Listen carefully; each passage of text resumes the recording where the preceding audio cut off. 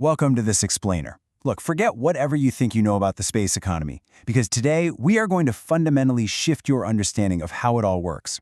We're decoding the true market dynamics driving this crazy new orbital infrastructure race. And as you'll see, a massive, unprecedented collapse in launch costs is unlocking a totally new industrial era. We've got a lot of ground, or I guess space, to cover today to map out this iceberg-sized paradigm shift. We're going to hit the launch market reality, market price versus internal cost, global cheap launch alternatives, the Starlink dominance loop, building blocks for industrialization, and finally, a strategic outlook for CEOs. Let's jump right in. Section 1. The launch market reality. And honestly, it's a harsh one. Just days ago, on May 28, 2026, Jeff Bezos put out this measured but pretty grim statement. It's too early to know the root cause, but we're already working to find it. Very rough day, but we'll rebuild whatever needs rebuilding and get back to flying. This was right after Blue Origin's New Glenn rocket literally exploded on the launch pad. This wasn't just a minor hiccup, it was a total disaster that obliterates their near-term launch window for Amazon's Kuiper satellites. In this industry, physics is incredibly unforgiving, and developmental timelines can go up in smoke in an instant. And it perfectly illustrates this staggering competitive gap we're seeing. While legacy competitors are quite literally grounded by the immense difficulty of spaceflight, SpaceX is out there operating with the routine reliability of a commercial airline. In 2025 alone, they flew 165 Falcon 9 missions. Let me break that down. That is one launch every 2.2 days with a 99.5% success rate. Moving to Section 2, market price versus internal cost, or as I like to call it, the great illusion. Let's peek just below the surface here and dismantle why internal costs absolutely do not equal market prices in the space game. Look at European space agencies. They boast a $96 million market price for the Ariane 6. Sounds pretty competitive with SpaceX, right? But here's the catch. Ariane requires a $410 million annual government subsidy just to keep the lights on. SpaceX, on the other hand, charges around that same market price, but they pocket a massive 86% margin. Why? Because their reusable rocket only costs them about $15 million internally to fly. For SpaceX, the price is a strategic choice. For their competitors, it's basically an artificial life support mechanism. This margin discrepancy is wild, and it's triggered what is effectively an industry-wide Moore's Law moment. We are witnessing an unprecedented collapse in launch costs. We went from the $54,500 per kilogram space shuttle era down to the $1,500 Falcon 9 era, and now Starship is targeting a groundbreaking $67 a kilogram. We're talking about a 500 to 800 times decrease in the cost of accessing space. That completely rewrites what is economically viable in orbit. So, into Section 3, global cheap launch alternatives. Can anyone else actually undercut SpaceX? You might be wondering about other global players. India's ISRO, for example, runs an incredibly impressive operation, launching their highly reliable PSLV rocket on a super tight $15 million internal budget. But absolute dollars don't tell the whole story.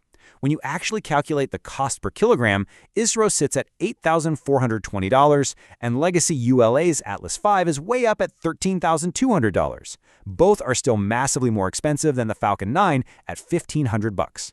Because here is the real kicker. Payload matters. While budget-friendly global alternatives absolutely exist, massive payload disparities completely change the math. The PSLV lifts 3,800 kilograms to low Earth orbit. The Falcon 9, it lifts a staggering 22,800 kilograms. So the global launch market remains fundamentally unbalanced because literally no one else combines low cost with massive heavy lift capability. All right, Section 4, the Starlink dominance loop. This is the real engine driving the whole thing. To truly understand this new economy, you have to realize that SpaceX isn't really just a rocket provider anymore. They are a highly profitable internet and data company that just happens to own a fleet of delivery trucks. Out of an expected $22 to $30 billion in total revenue for 2026, Starlink is driving up to 80% of it. The rockets are just the enabler for the real cash cow. How do they maintain this edge? Extreme vertical integration. By manufacturing 85% of their hardware in-house, SpaceX basically acts as its own biggest customer. They leverage their cheap rockets to deploy Starlink at a fraction of the cost anyone else would pay. This lets them secure incredible 63% EBITDA margins on Starlink subscriptions. It's this massive, self-funding loop that pays for all their R&D, without having to rely solely on the low-margin, highly competitive commercial launch market. This brings us to Section 5, Building Blocks for Industrialization. The next era is here.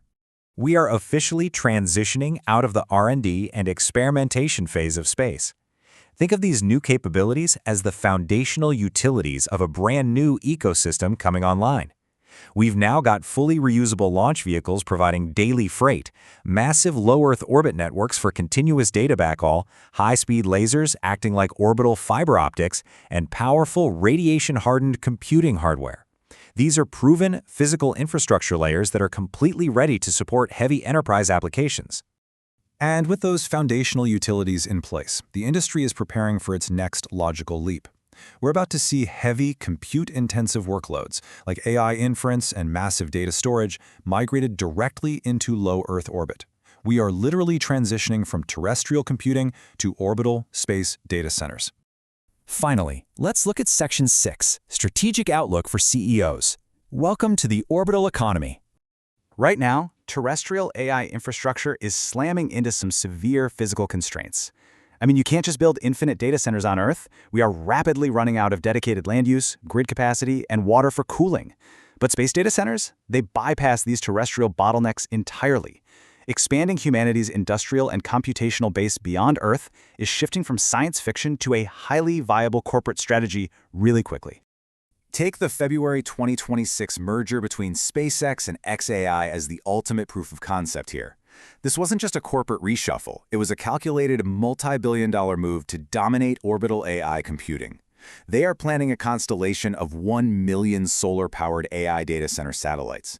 They are unlocking entirely new B2B revenue streams that have quite literally never existed before. $1.75 trillion. Let that sink in for a second.